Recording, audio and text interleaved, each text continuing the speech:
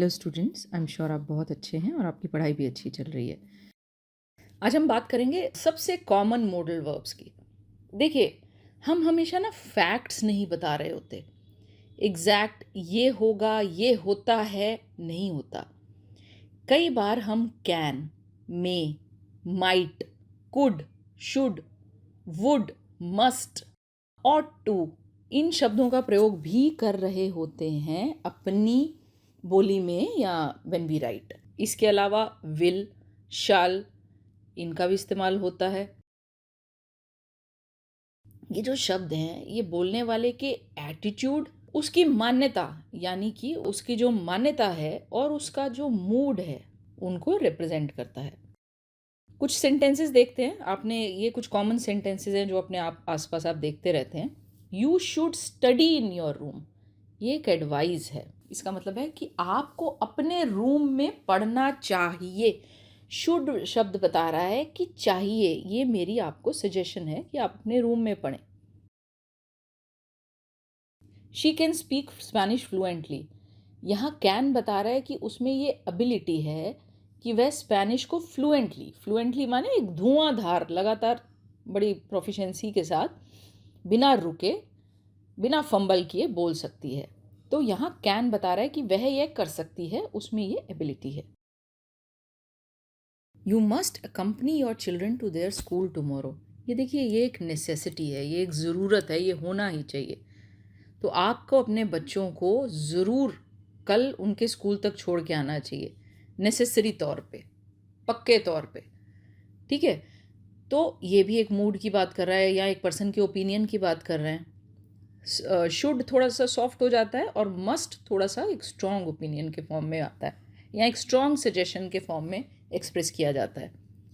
You must pay the dues before the due date, again ये एक obligation है, ये एक नेसेसिटी है। आपको ड्यू डेट से पहले पक्के तौर पे अपनी फ़ीस पे करनी है। यू मस्ट पे, नहीं पे करेंगे तो आपको पढ़ने नहीं दिया जाएगा या जो भी होगा वो अच्छा नहीं होगा। तो उन जगहों पर भी मस्ट का इस्तेमाल होता है। May I leave before 5 PM, यहाँ देखिए मे का इस्तेमाल परमिशन के तौर पे हुआ है।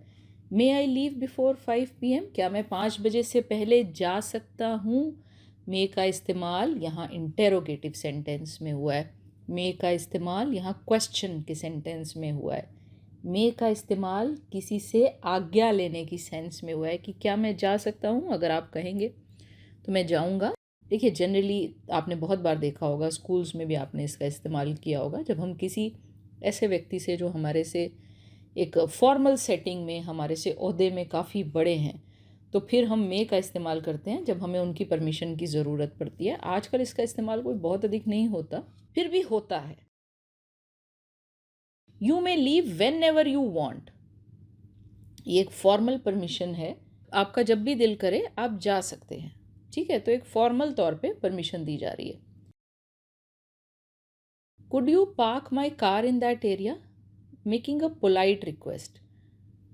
कुड का इस्तेमाल तब किया जाता है जब हम एक फॉर्मल या एक पोलाइट वे में किसी से रिक्वेस्ट कर रहे होते हैं कि क्या आप मेरी कार उस एरिया में पार्क कर देंगे। तो आप समझ चुके होंगे कि ये वर्ब्स हैं, ये ऑक्सिलरी वर्ब्स या हेल्पिंग वर्ब्स की तरह आपको मिलते हैं। और मॉडल वर्ब्स जो बनते हैं वो मेन वर्ब के इन्फिनिटिव के साथ बनते हैं। अच्छा, इस इन्फिनिटिव में टू नहीं होता, मॉडल वर्ब होता है और मॉडल वर्ब के बाद हमेशा root form of the verb आता है। मॉडल वर्ब्स सब्जेक्ट के साथ चेंज नहीं होते, इस चीज़ का भी आप ध्यान रखिए। मॉडल वर्ब्स सब्जेक्ट के साथ चेंज नहीं होते। मॉडल वर्ब्स क्या एक्सप्रेस करते हैं, पॉसिबिलिटी, किसी कार्य के होने की संभावना को एक्सप्रेस करते हैं। अबिलिटी, किसी काम को करने की काबिलियत या किसी एक सिचुएशन में एक काम हो सकता है या नहीं, तो उसकी भी ये बात करते हैं। नेसेसिटी, इंटेंट का मतलब होता है मंशा, किसी भावना के साथ, किस भावना के साथ हम कोई काम कर रहे हैं वो भी इनसे दिखाया जाता है। कोई परमिशन देना किसी चीज़ के लिए, किसी को अलाउ करना या कोई एडवाइस देना या परमिशन सीख करना, किसी से आज्ञा मांगना, अनुमति मांगना, किसी को काम को करने के लिए किसी को अलाउ करना या किसी से परमिशन मांगने के लिए भी हम इनका इस्तेमाल करते हैं। किसी को सजेशन देना, एडवाइस करना, गाइड करना, तब भी हम इनका इस्तेमाल करते हैं। रिक्वेस्ट के लिए भी इनका इस्तेमाल होता है। हैबिट्स के लिए भी हम इनका इस्तेमाल करते हैं। वुड का इस्तेमाल हैबिट्स के लिए होता है। क्वेश्चंस में हम कैन, कुड, वुड, विल, कई मॉडल्स का इस्तेमाल करते हैं। पास्ट की अगर हम बात करें तो कुड, माइट, शुड और वुड, ये वो मॉडल्स हैं जो हाइपोथेटिकल या पास्ट सिनेरियोज की बात करते हैं। दोनों की बात करते हैं ये। हाइपोथेटिकल क्या होता है? जो असल में हुआ नहीं, एक इमेजिनरी या हमारे दिमाग में चल रहा होता है, या फिर कोई पास्ट सिनेरियो, कोई पीछे का सिनेरियो।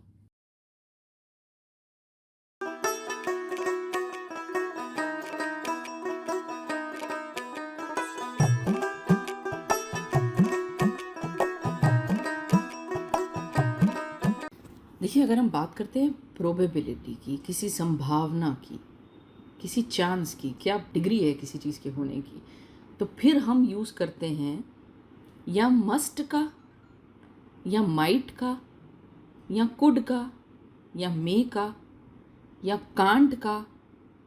कांट के साथ लगता है इन्फिनिटिव। देखते हैं सबके एग्जाम्पल्स, देखते हैं और फिर देखते हैं उनके वो किस तरह से उनकी डिग्रीज वेरी करती हैं। She must be in her room. She must be in her room मतलब मैं काफ़ी, मतलब इसकी प्रोबेबिलिटी बहुत हाई है, मैं काफ़ी श्योर हूँ, आई एम फेयरली श्योर कि मेरा जो गेस है ना वो सही है।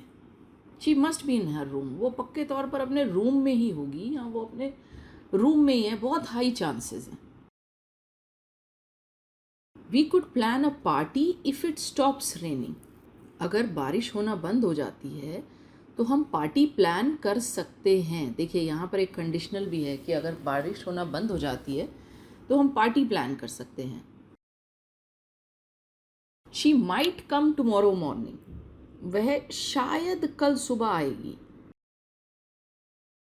Judging bye there previous performance the children might find these questions difficult. उनकी प्रीवियस परफॉर्मेंस से पता चलता है कि बच्चों को शायद एक चांस है, एक प्रोबेबिलिटी है, पर मैं कोई पक्के तौर पे नहीं कह रहा, शायद उनको आते भी हों क्वेश्चंस के आंसर्स, बट चांसेस हैं, जो मैंने उनके पिछले परफॉर्मेंस देखी हैं, कि उनको ये क्वेश्चंस डिफ़िकल्ट लग सकते हैं, शायद उन्हें ये डिफ़िकल्ट लगेंगे।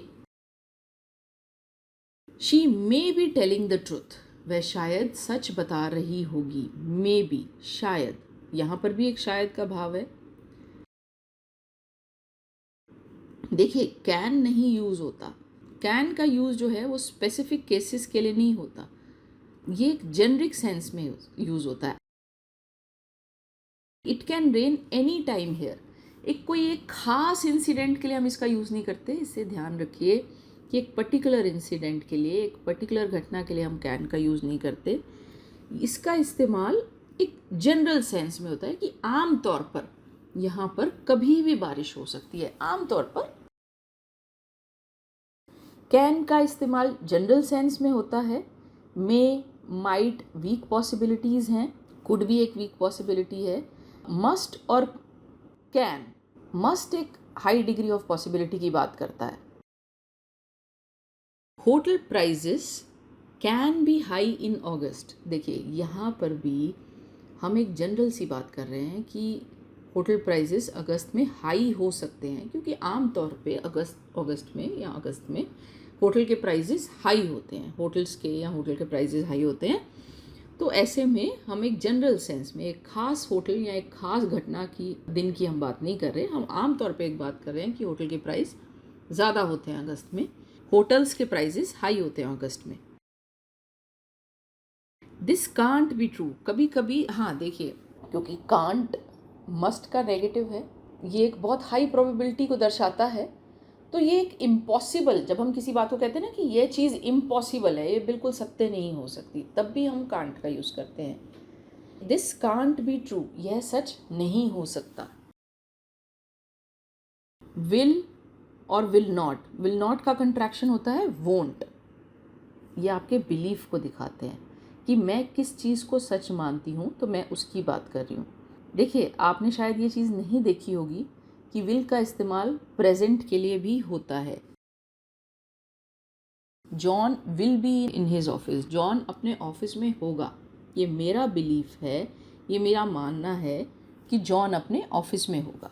ये प्रेजेंट के लिए भी इस्तेमाल होता है। आपने अभी तक यही देखा है कि विल, बहुत सारे लोगों को शायद नहीं पता होगा कि विल का इस्तेमाल प्रेजेंट में भी होता है, जब मैं अपनी मान्यता या अपना बिलीफ या अपना विचार आपके सामने प्रकट कर रही हूँ। John will be in office, John अपने ऑफिस में होगा। मेरा मानना ये है कि जॉन अपने ऑफिस में है इस टाइम पे।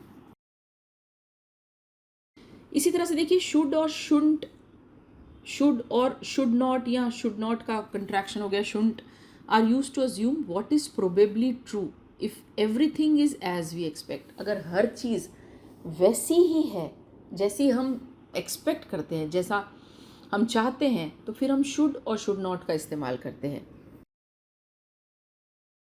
They should be at the railway station, उन्हें रेलवे स्टेशन पर होना चाहिए। माने कि अगर वो टाइम पे निकले होंगे या वह टाइम पे पहुंच गए होंगे, अगर हर चीज़ सही है और फिर हम किसी मॉडल का इस्तेमाल करते हैं कि किसी प्रोबेबिलिटी को दर्शाने के लिए, तो फिर हम शुड का इस्तेमाल कर सकते हैं। देखिए, प्रोबेबिलिटी के लिए भी हमने कितने सारे मॉडल्स का इस्तेमाल किया है। They should be one two fight, वह नहीं हो सकते लड़ाई करने वाले, या वह लड़ाई करने वाले नहीं होने चाहिए। कि अगर मैं ये मान लूँ कि सब कुछ सही है, तो वह लड़ाई झगड़े में इन्वॉल्व होने वाले नहीं होने चाहिए।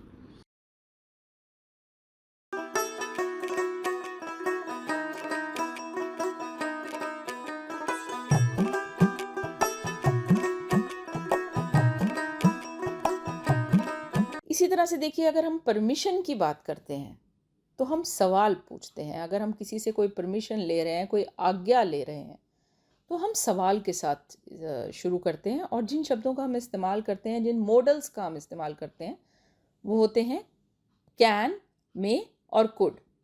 ट्रेडिशनली मे को ज़्यादा फॉर्मल और बहुत ज़्यादा पोलाइट माना जाता है परमिशन के लिए। जब आप किसी की परमिशन ले रहे हो, आज्ञा ले रहे हो, और आप मे का इस्तेमाल करें, तो हम ये कहते हैं कि ये आप पोलाइटली उससे बात करें, या बहुत ही फॉर्मल अगर किसी जगह पे आप बैठे हैं तो आप मे का इस्तेमाल करते हैं। वैसे मैं आपको बता दूं कि मे का इस्तेमाल आप तब भी करते हैं जब जिससे आप परमिशन ले रहे हैं उनका ओहदा आपसे काफ़ी ऊंचा है ना, वो आपसे काफ़ी ऊंची जगह पर है, तब भी आप मे का इस्तेमाल करते हैं। कैन का इस्तेमाल भी परमिशन के लिए होता है, पर कैन का देखिए एक मिस इंटरप्रिटेशन होने के कई बार चांसेस होते हैं। वैसे कैन और मे दोनों ही परमिशन के लिए आज यूज़ होते हैं। Can I go with my friend, can I go to CP. तो यहाँ पर कोई ये सोच सकता है कि आप अबिलिटी की बात कर रहे हैं, यहाँ कैन का इस्तेमाल अबिलिटी के लिए हो रहा है।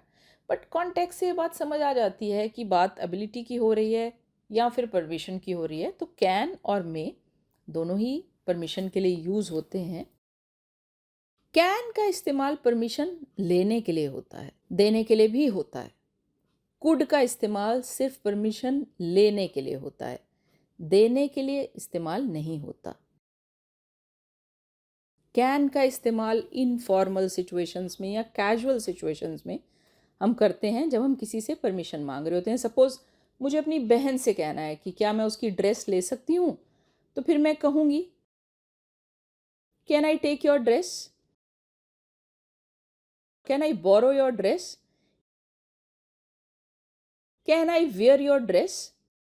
अगर मुझे किसी से बात करनी है और वो व्यक्ति कोई मेरा करीबी है, कोई नोन है, मुझे बहुत फॉर्मल में तरीके से बात नहीं करनी, परमिशन नहीं लेनी, बट फिर भी मुझे परमिशन लेनी है, तो फिर मैं कैन का इस्तेमाल करती हूँ।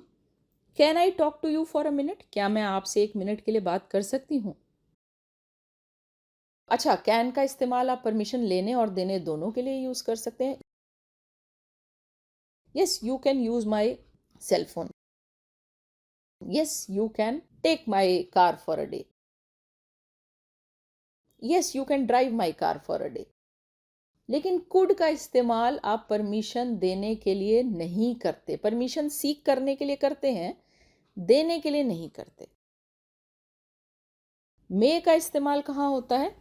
मे इन सब में सबसे ज़्यादा फॉर्मल है और सबसे ज़्यादा पोलाइट है। May I come in, may I attend the meeting with you. यहाँ आप परमिशन ले रहे हैं, मैंने जैसा पहले कहा कि जिनसे आप परमिशन ले रहे हैं वो आपसे ओहदे में काफ़ी ऊंचे हैं और आपके और उनके बीच में ऐसा कोई कैजुअल इनफॉर्मल सा रिश्ता नहीं है। अच्छा, मे का इस्तेमाल परमिशन देने के लिए भी होता है। You may go out for a break. आप बाहर जा सकते हैं एक ब्रेक के लिए। कुड का इस्तेमाल भी परमिशन के लिए होता है, पर ये कैन से थोड़ा फॉर्मल और थोड़ा पोलाइट माना जाता है। सपोज आप किसी रेस्टोरेंट में जाते हैं या किसी से कोई एक याचना कर रहे हैं, आप रिक्वेस्ट कर रहे हैं, तो फिर आप कुड का इस्तेमाल करेंगे। सपोज आप किसी रेस्टोरेंट में जाते हैं और आप खाना वगैरह ऑर्डर कर रहे हैं, तो कैन ना इस्तेमाल करके अगर आप कुड बोलेंगे तो आप ज़्यादा पोलाइट लगेंगे, एक ज़्यादा फॉर्मल मानी जाएगी आपकी बातचीत। Could I talk to you for a minute? क्या मैं आपसे 1 मिनट के लिए बात कर सकता हूँ? Could you bring a glass of water please? Could I ask for a small favour? इन सब केसेस में आप कैन से ज़्यादा फॉर्मल और कैन से ज़्यादा पोलाइट लगते हैं। तो कहाँ हम कैन का इस्तेमाल करेंगे? अपने भाई बहन फैमिली दोस्तों के साथ आप कैन का इस्तेमाल करिए। आप तौर पे कहीं पर आप थोड़ा और ज़्यादा पोलाइट दिखना चाह रहे हैं, बहुत थोड़ा सा और फॉर्मल अपने आप को दिखाना चाह रहे हैं, जाहिर करना चाह रहे हैं, तो फिर आप कुड का इस्तेमाल कीजिए। सो आज के लिए इतना ही। आई एम श्योर आज आपने कुछ इम्पॉर्टेंट लर्न किया है और कुछ गलतियां अब आप अवॉइड कर पाएंगे। यहाँ मैं आपको याद दिला दूँ कि हमारे चैनल पे इसके अलावा भी बहुत सा कंटेंट है, बहुत सा यूज़फुल कंटेंट है मुझे कहना चाहिए। हमने उस सारे कंटेंट को मल्टीपल प्लेलिस्ट में डिवाइड किया है। हम आपको ग्रामर और वोकैबलरी सिखाते हैं। ये आपकी मदद करते हैं अपनी लैंग्वेज को एक्यूरेटली लिखने और बोलने में। इसके अलावा हमारे चैनल पर ये प्लेलिस्ट है from novice to pro building strong writing and speaking skills. यहाँ हम आपको बेस्ट प्रैक्टिसेस सिखाते हैं जो आपकी मदद करते हैं इम्प्रेसिवली और इफ़ेक्टिवली राइटिंग और स्पीकिंग करने में। इसके अलावा हमारे चैनल पे पर्सनैलिटी डेवलपमेंट थ्रू कम्युनिकेशन करके एक प्लेलिस्ट है। इस प्लेलिस्ट में वो वीडियोस हैं जो आपको सिखाते हैं कि कैसे आप अपनी कम्युनिकेशन को ऑप्टिमाइज कर सकते हैं। देखिए, पहला स्टेप है कि आप लैंग्वेज सीखते हैं, आप ग्रामर और वोकैबुलरी ठीक से सीखते हैं, लैंग्वेज को एक्यूरेटली लिखते हैं। सेकेंड स्टेप है कि आपकी राइटिंग और स्पीकिंग थोड़ी इम्प्रेसिव हो जाती है। वो टिप्स हम आपको देते हैं from novice to pro building strong writing and speaking skills वाली अपनी प्लेलिस्ट में। इसके सभी वीडियोस इंग्लिश में हैं। उसके बाद जो नेक्स्ट स्टेप है कि कैसे आप अपने कम्युनिकेशन को ऑप्टिमाइज कर सकते हैं, उससे रिलेटेड जो वीडियोस हैं वो सब के सब पर्सनालिटी डेवलपमेंट थ्रू कम्युनिकेशन हमारी इस प्लेलिस्ट में है। ऑप्टिमाइज करने से मेरा मतलब है कि आप अपनी कम्युनिकेशन स्किल्स की मदद से एक पर्टिकुलर सिचुएशन में से बेस्ट आउटपुट निकाल सकते हैं। ये प्लेलिस्ट आपको सिखाती है कि कैसे आप अपनी पर्सनल लाइफ को पीसफुल और प्रोफेशनल लाइफ को पीसफुल करने के साथ साथ उसमें ग्रोथ इंश्योर कर सकते हैं। इसके अलावा आपको हमारे चैनल पे आईएलटीएस से रिलेटेड बहुत सा कंटेंट मिल जाता है। आप अभी जाइए और हमारी इन प्लेलिस्ट को ब्राउज कीजिए। अगर आपको हमारा मटेरियल यूज़फुल लगता है, and I can assure you हमारा मटेरियल यूज़फुल है, तो आप हमारे वीडियो को लाइक कीजिए, अपने कमेंट्स छोड़िए, अपने दोस्तों और फैमिली मेम्बर्स के साथ शेयर कीजिए। हम आपसे जल्द ही मिलेंगे अपने नेक्स्ट वीडियो के साथ। Bye bye, see you soon.